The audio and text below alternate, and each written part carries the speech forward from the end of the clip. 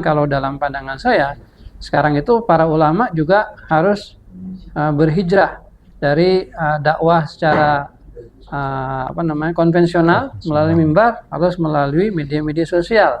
Ceramah-ceramah 3 menit, 1 menit yang menginspirasi, yang sesuai dengan kehidupan masyarakat, itu juga bagian dari semangat hijrah kita. Nah,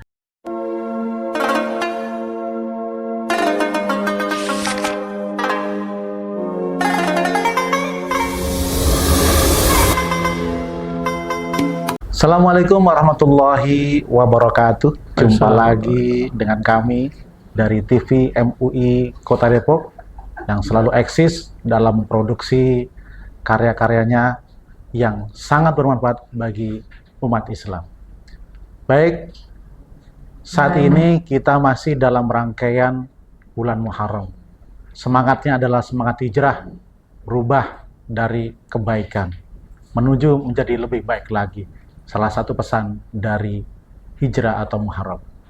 Baik, pada kesempatan kali ini diskusi kita menghadirkan tamu istimewa, yakni seorang kiai muda, seorang pemimpin salah satu organisasi terbesar di Indonesia di Kota Depok, kiai muda, akademis dan ilmuwan. Nanti kita akan banyak menyerap ilmu yang sangat bermanfaat bagi kita semuanya, baik dari milenial dan semuanya. Baik, selamat datang Pak Kiai. Sehat Pak Kiai? Alhamdulillah, sehat Ustaz An. Alhamdulillah sehat ya. Di sela-sela kesibukannya sudah hadir di studio TV MUI Kota Depok. Alhamdulillah. Pak Kiai, ini kita jumpa lagi dalam diskusi. Pada kesempatan kali ini kita bahas tema tentang hijrah, tren atau kesadaran spiritual. Tema besar ini saat ini sedang digandrungi oleh masyarakat kita.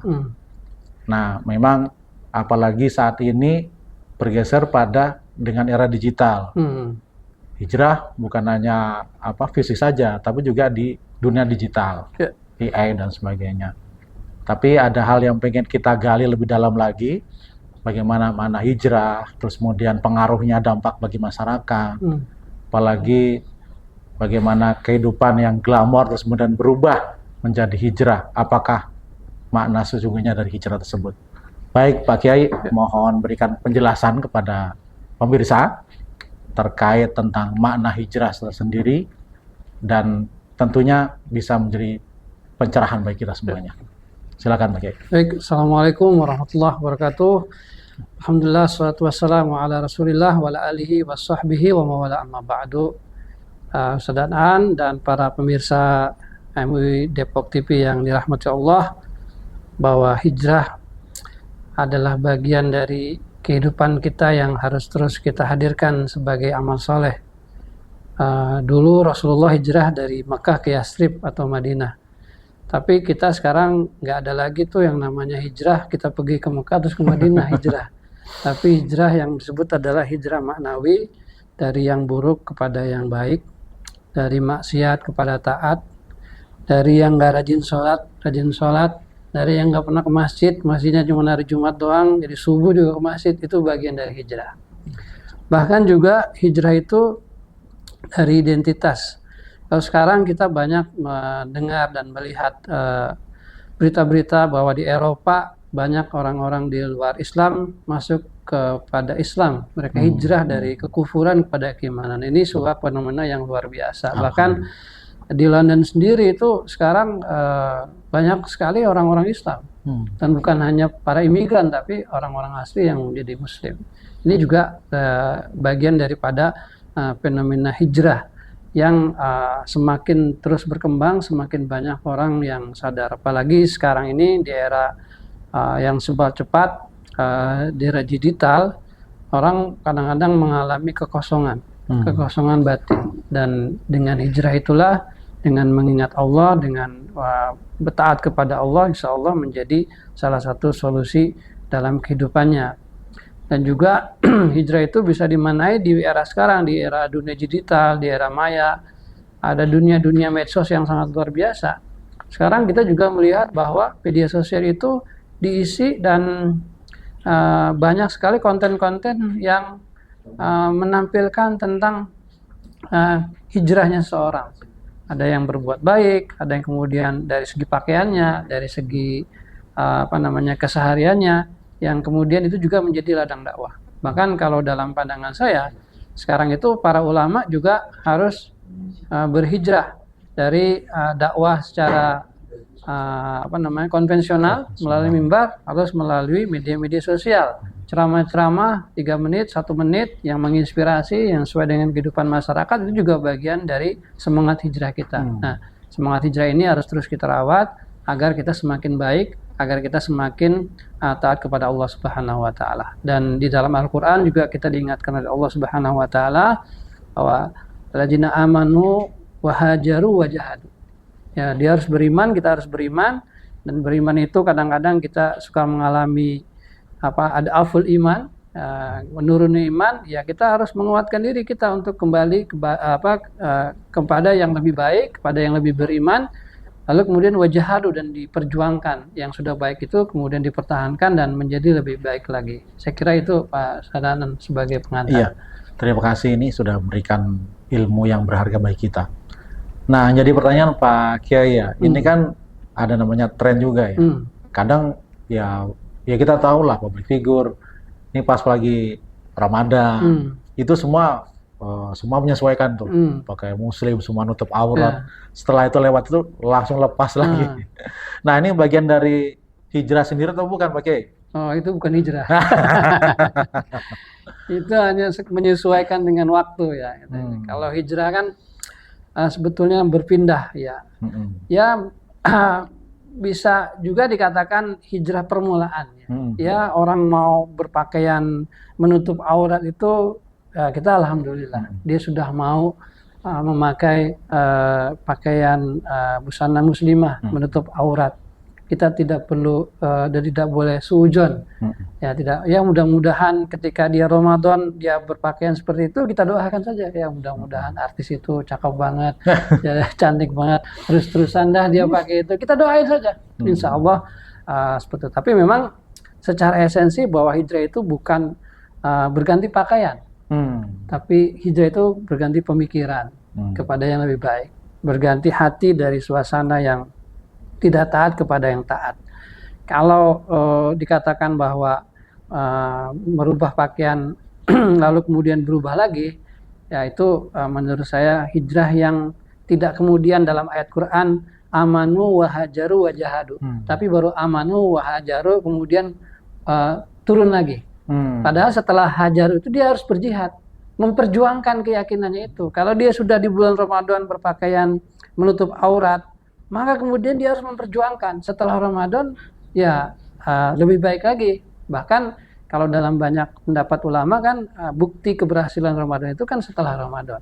Ya, saya kira fenomena-fenomena seperti itu dari sisi pakaian, kemudian ada yang orang datang ke kajian-kajian, dia kemudian terisi secara batinnya, yaitu mungkin baru pada posisi awalnya. Yang mudah-mudahan dia kemudian berjihad, bersungguh-sungguh mempertahankan itu. Ada misalkan juga komunitas hijrah, ya, ada komunitas hijrah, ada orang-orang yang mereka punya satu pengalaman yang sama, lalu menemukan satu kedamaian ketika mereka mempelajari Islam, mereka kumpul dalam sebuah komunitas. Saya kira itu bagus. Tinggal kemudian bagaimana kita mengarahkan dan mempertahankan hijrahnya itu. Jangan sampai kemudian kelompok hijrahnya berubah menjadi kelompok hijrah yang lain gitu. Bahkan kemudian ada hijrah fest ya, ada hijrah fest. Itu saya kira juga sangat bagus sekali. Bagaimana kemudian menanamkan dan berusaha agar anak-anak muda itu bisa berubah pandangannya lebih kepada nilai-nilai Islam dengan hal-hal yang sesuai dengan dengan karakter anak-anak sekarang, anak-anak milenial, anak-anak generasi alpha dan seterusnya. Saya kira itu nggak jadi masalah. Hanya kemudian yang menjadi persoalan ini tantangan kita juga sebagai dari MUI, bagaimana kemudian merawat orang-orang yang sudah mulai berhijrah secara pakaian itu juga berhijrah secara batin, berhijrah secara keyakinan, berhijrah kepada yang bukan hanya pakaian tapi juga dari sikap, dari akhlak dan sebagainya. Ya, menarik Pak Kiai. Ini tadi kan berbicara terus kemudian tentang hijrah. Salah satu intinya adalah bagaimana mencari ketenangan dalam agama. Ya. Nah, mereka di luar sana dalam tanda kutip itu banyak orang yang pengen mencari ketenangan dengan banyak usaha, baik healing, jalan-jalan. Mereka mencari ketenangan, bahkan refleksi dan sebagainya. Nah, konsep yang ditawarkan Islam tentang spiritualitas Islam itu seperti apa sih Pak Kiai? Ketenangan jiwa, ibadah yang tenang. Nah, itu ada seperti doa kebahagiaan dunia dan akhirat. Nah, menurut Pak Kiai sendiri itu spiritualitas Islam itu seperti apa Pak Kiai? Ya, kalau dalam Al-Quran disebutkan ala bizikrillah tatmainnul qulub, yaitu berzikir. Dengan berzikir, dengan mengingat Allah, insya Allah akan hadir ketenangan. Jadi kadang-kadang kita mencari ketenangan, padahal ketenangan itu bisa kita dapatkan dengan mengingat Allah. Pasti itu akan datang ketenangan. Dan ketika orang-orang datang ke majlis-majlis yang bahasa-bahasa anak-anak muda gitu ya, itu kan kadang-kadang di situ juga diajarkan tentang nasihat-nasihat untuk mendekatkan diri kepada Allah. Nah, saya kira bahwa berzikir itu bagian dari untuk mendapatkan ketenangan dan mengisi kekosongan, kehampaan dalam spiritualitas anak-anak muda sekarang. Yang anak-anak muda sekarang banyak dengan medsos, dengan game. Nah, itu ketika mereka datang lalu kemudian diajak berzikir, membaca Al-Quran gitu, insya Allah itu adalah bagian yang luar biasa untuk menggugah batin mereka mendapatkan ketenangan. Oke. Artinya melalui zikir dan ibadah, Islam mengajarkan menemukan jalan pada Allah dan ketenangan. Dan kembali lagi ke hijrah tadi ya. Ini kan ada banyak fenomena anak-anak muda yang mohon maaf dalam tanda kutip dulunya punya masa kelam, terus kemudian pindah. Nah, ada juga ini termasuk ini juga nggak? Misalnya kelompok jomblo-jomblo kemudian menuju ta'aruf kemudian menikah. Nah, ini ada kelompok misalnya hijrah menuju menikah kayak gitu. Ini masuk dalam kajian sini kita nggak kalau seperti itu? Ya, kalau hijrah, kalau kita membaca hadis tentang hijrah ya, hadis riwayat Bukhari Muslim, kalau hijrahnya karena seorang perempuan, dia nggak dapat apa-apa kecuali perempuan itu. Artinya juga dalam konteks sekarang, kalau dia hijrahnya karena ingin mendapatkan seseorang, misalnya dia datang nih kajiannya, kan ada tuh sekarang kajian yang pakai berbayar ya, kajian berbayar gitu kan, ada perempuannya, ada laki-lakinya, kemudian ketemu di medsos dan seterusnya gitu. Pada satu posisi kadang-kadang niatan-niatan awal itu memang ada ya di anak-anak muda itu. Tapi kita berharap bahwa kemudian niatnya itu bisa diluruskan. Jadi niatnya adalah karena Allah Subhanahu wa taala. Dan bisa jadi ketika dia berta'aruf dengan seorang perempuan atau seorang laki-laki yang memang punya ilmu yang lebih kuat secara agamanya atau pengalaman, akan membawa dia kepada kebaikan. Kebaikan. Ini ya cuman sekadar mereka yang pernah pengalaman, itu kan pernah ikut. Pengalaman lagi. Artinya ada orang yang datang misalnya, ternyata kan mereka banyak kan tuh usianya udah cukup usia, perempuannya juga usia gitu. Kalau misalnya di pinggir jalan kan nggak bisa juga. Nah, momen itu kan juga artinya mencari titik temu yang baik gitu kan ya. Oke, terima kasih Pak Kiai. Nah, kembali lagi tadi kan ada fenomena tentang sosial ya, kesadaran sosial. Bagaimana Islam diterima di Eropa dan negara Amerika dan yang lainnya. Nah, kalau boleh tahu Pak Kiai, mereka dari saudara-saudara kita yang Muslim baru mualaf lah di Eropa, di Amerika, bahkan di Amerika itu ada satu kawasan yang dibilang kawasan kejahatan, penuh kejahatan lah. Tapi sekarang udah mulai menurun karena sudah mulai banyak orang masuk Islam. Nah, kalau boleh tahu Pak Kiai, ini semangat hijrah. Apa sih yang membuat mereka mereka dari orang luar ya, Eropa tertarik ke Islam, hijrah kemudian masuk ke Islam? Kira-kira apa Pak Kiai? Kalau secara basic seorang manusia itu kan memang dalam hati yang paling dalam pasti ada Allah Subhanahu wa taala. Cuman kemudian dia menjadi Yahudi, Nasrani itu kan karena Pak Abawai, karena orang tuanya dan komunitasnya. Itu yang pertama. Artinya dalam diri setiap orang tuh ada potensi keimanan. Ya, tinggal kemudian ada hidayah. hidayah Allah gitu. Nah, maka kemudian di antara fenomena yang terjadi, kenapa kemudian banyak orang luar Islam masuk Islam itu adalah kejadian-kejadian yang sesungguhnya diawali pada sentimen kepada Islam. Ada orang yang kemudian sentimen kepada Muslim, kemudian diserang. Orang-orang di luar negeri itu, orang Barat kan mereka orang berpikir rasional. Kenapa sih ada orang yang sentimen dengan Islam? Apa sih itu Islam? Nah, ketika mereka belajar tentang Islam, pengen tahu tuh kenapa sih ada orang yang benci banget dengan Islam. Karena ada orang kan gitu, kenapa sih benci ini?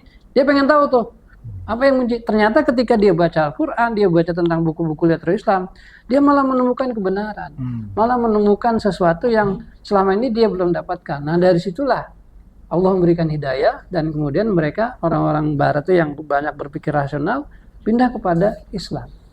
Nah, maka kemudian juga kita sebagai di MUI atau para ulama harus menjadi pejuang-pejuang dakwah. Bagaimana kemudian Islam itu menjadi rahmatan lil alamin. Islam yang diterima oleh siapapun, dan memang base-nya Islam diterima oleh siapapun dan pasti sangat ramah dengan siapapun.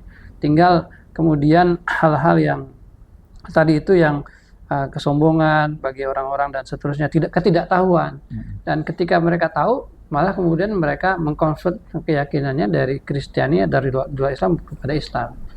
Saya kira mungkin salah satu itu. Dan mungkin juga ketika peristiwa di Palestina, ya, kenapa orang-orang Palestina itu dokumentasinya anak-anak kok tidak takut. Anak-anak kok dengan kondisi yang susah itu tetap berada dalam ketahanan yang luar biasa. Itu menggugah orang untuk mencari tahu apa keyakinannya. Karena sebetulnya kan yang membuat orang bertahan itu adalah keyakinan. Ketika dia tahu, oh keyakinannya Islam, dia cari Islam itu apa, dia cari literatur tentang buku-buku Islam dari tokoh-tokoh, dan sekarang sudah banyak sekali ya di YouTube itu tentang keislaman, dan juga dari ulama-ulama yang mungkin ketika mereka cari itu mereka menemukan, dan dari situlah mereka kemudian banyak orang yang kembali kepada Islam. Dalam beberapa literatur sejarah itu ada peristiwa 9/11 yang kemudian banyak orang yang masuk Islam. Ada peristiwa sesuatu tentang orang anti-Islam, banyak orang yang masuk kepada Islam, termasuk di London dan di Perancis, sehingga kemudian orang-orang itu agak kewalahan juga dengan Islam seperti itu. Dan juga peran-peran imigran ataupun pendatang dari orang-orang Muslim, mereka sangat kuat juga. Artinya orang Muslim Indonesia ditinggal di Amerika, mereka juga berdakwah. Orang-orang Arab, orang-orang Timur Tengah yang kemudian pindah ke Amerika, ke Eropa, mereka juga membawa identitas agamanya dan berdakwah. Itu saya kira juga menjadi salah satu bagian kenapa fenomena hijrah di Barat itu sangat luar biasa. Iya, izin Pak Kiai. Ini kan di Indonesia ini ada, misalnya tadi disebut ada Hijrah Fest, terus kemudian anak pang, terus menjadi komunitas hijrah, dikit hijrah. Sementara di luar juga sama, berubah yang tadinya dari non Muslim masuk ke Muslim. Nah, ini kan artinya ada fenomena sosial di masyarakat. Kalau Pak Kiai melihat ini adalah sebuah tren atau memang kesadaran spiritualitas sosial sendiri muncul dari sendiri atau hanya ikut-ikutan? Kalau di Indonesia kan ya banyak ada yang orang yang tipikal itu hanya ikut-ikutan. Nah, sementara kalau di luar kan beda ya, mereka benar-benar karena tantangannya mereka luar biasa. Nah, ada dua hal berbeda ini. Menurut Pak Kiai, hijrah yang sesuai dengan tema kita bahas kali ini sebuah tren atau memang kesadaran sosial, Pak Kiai? Kalau saya melihatnya yang pertama ada kesadaran spiritual. Kita sekarang kan serba cepat. Kadang-kadang kita tidak merasakan dan menikmati proses ya. Supaya cepat. Iya, kalau dulu tuh kita mau makan nasi aja menikmati prosesnya luar biasa, dan itu nikmat sekali. Kalau orang sekarang instan tuh ya nggak menikmati proses. Dan kadang-kadang hal yang seperti itu membuat rindu kepada sesuatu yang sifatnya adalah spiritual. Yang itu kemudian menarik satu orang atau dua orang untuk kemudian dia merubah pola pikirnya.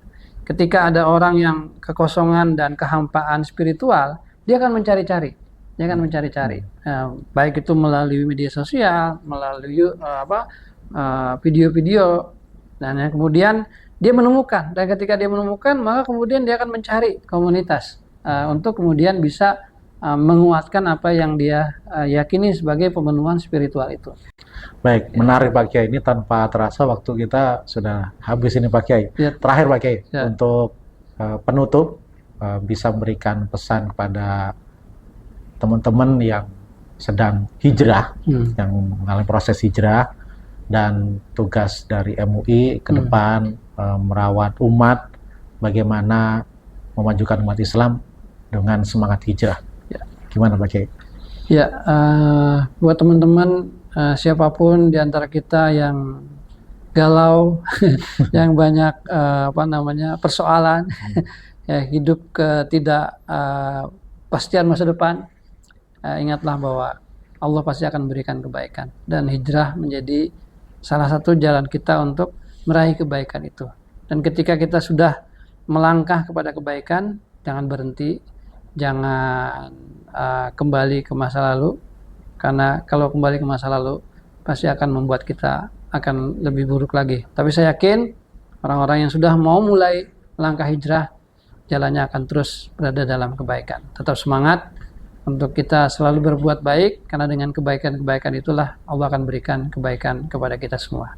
Dan kita di Majelis Ulama berusaha untuk mentransformasikan dan masuk kepada semua lini masyarakat agar menjadi pendamping umat, menjadi solusi bagi umat, dan memberikan bimbingan kepada umat yang terbaik buat masyarakat kita. Demikian Ustaz. Baik, terima kasih Pak Kiai yang sudah hadir dan memberikan tausiah dan nasihatnya. Baik, pemirsa TV MUI Kota Depok dimanapun Anda berada, telah usai sudah perbincangan yang menarik kali ini. Mudah-mudahan dalam kesempatan kita kali ini mendapatkan manfaat yang berharga dan mendapatkan nilai berkah dari Allah SWT. Amin. Kurang lebihnya mohon maaf. Wassalamualaikum warahmatullahi wabarakatuh. Waalaikumsalam warahmatullahi wabarakatuh. Terima kasih.